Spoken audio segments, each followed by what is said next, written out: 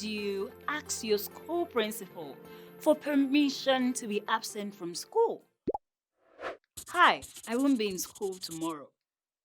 Of course, you know that does not sound right. You would most likely have to write a letter, right? What type of letter would that be? Yes, you guessed right, a formal letter.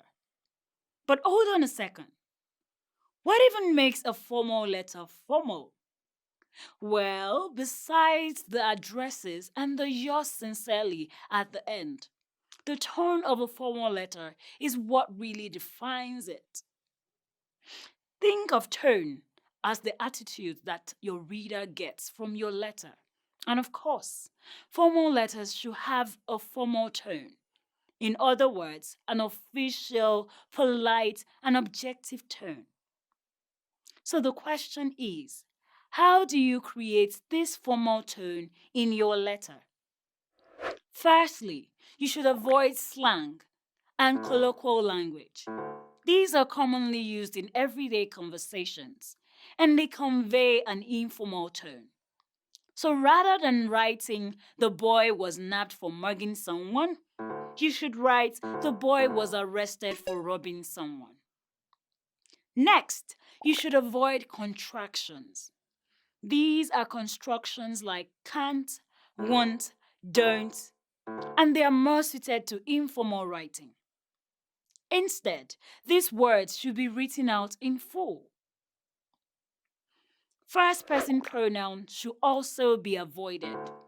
Remember, information should be presented in an objective manner in a formal letter.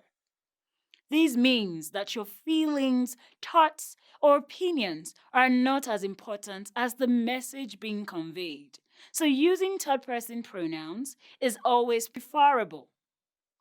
Rather than I think it is important, you should simply write it is important.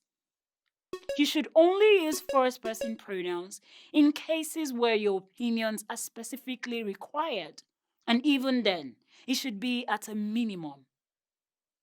Also, more advanced vocabulary is expected in formal letter writing. So you should avoid phrasal verbs. So write prepare rather than get ready. Terminated rather than laid off. Accommodated rather than put up with. You get the idea. In the same vein, complex sentences should be more prevalent in formal writing. When I say complex sentences, I don't mean sentences that are necessarily difficult to understand. I'm talking about sentences that combine main and subordinate clauses for more detailed expressions.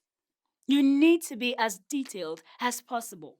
So each main point needs to be clearly introduced, developed, and concluded.